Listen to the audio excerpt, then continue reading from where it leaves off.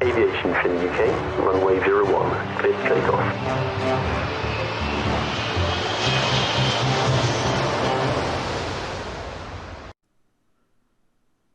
Hello, and welcome to another Aviation Sim UK video. So, today's video is going to cover how to check a flight plan. So, here is a flight plan that's been taken off of Euroscope. So the way that this has been got is if you left click on the destination ICAO within the departure list of Euroscope, or if you press F1, then A, and then click on the call sign, then it brings up this flight plan setting dialog box. So obviously you can press F6 to look at the electronic flight strip as well, but we thought it'd be better to show you the flight plan setting dialog box because it just makes things a bit clearer. So the first things we need to check is we need to check the origin ICAO and the destination ICAO. So in this example, we're at Jersey going to Gatwick. If they say they want to go to Paris Charles de Gaulle, we got a bit of an issue and they filed an old flight plan. So that's why we always check the destination just in case, because it confuses en route if a guy's meant to be going to Gatwick, but is actually going to Charles de Gaulle. Right. So the next thing we're going to do is we're going to have a look at the route. So with the route, we're making sure that it's got airways in, because that's usually the identifier that it's a good or bad route, is the airways used. So we can check if it's an upper airway, because it will have a U in front of the Y, usually.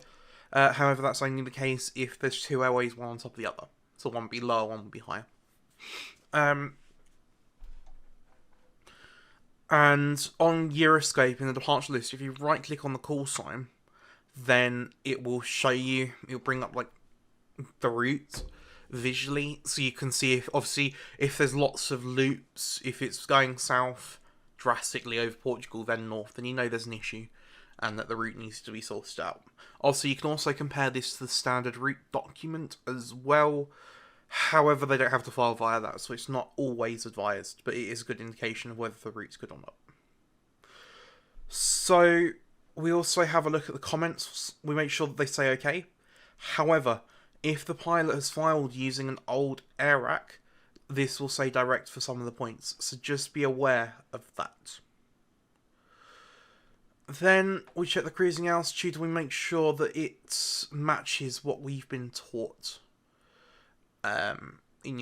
So obviously some routes have altitude restrictions, so you just want to make sure this fits in with those altitude restrictions.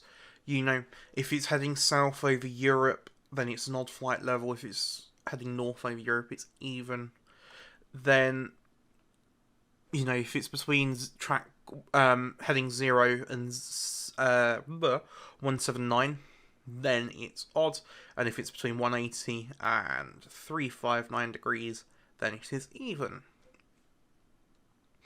So then we can have a look at the remarks. So some pilots will put in the remarks if they're new, if they've got certain issues, like they're blind. It has happened. We have had blind people flying VATSIM. It's quite interesting to deal with. There'll also be this -V, -T, or -R, which is obviously whether the pilot is voice, text, or receive. So always change it in the remarks as well, because if you just change it in the flight strip, then it won't always change in the remarks for everyone else, and then other controllers got to figure out what's going on. So that just makes it easier for everyone else. And the final thing we also need to check is the AP data, which is basically the what aircraft the pilot is flying.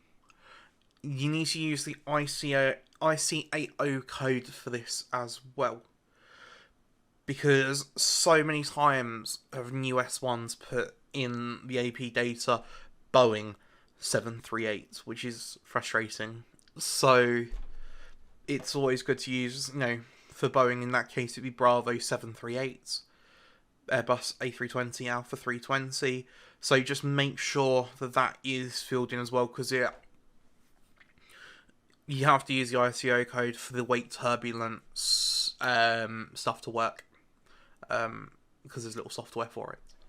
Obviously, you've got the IFR and VFR, so for VFR, make sure that's ticked. If not, then it'll be IFR. Other than that, that's how to check a flight plan. So if you enjoyed this video or found it informative, then give it a thumbs up, subscribe to the YouTube channel, and remember to press that bell icon so you get notifications of when new videos come out. And remember, aviate, navigate, and communicate. Take care, and we'll see you for the next one. Bye.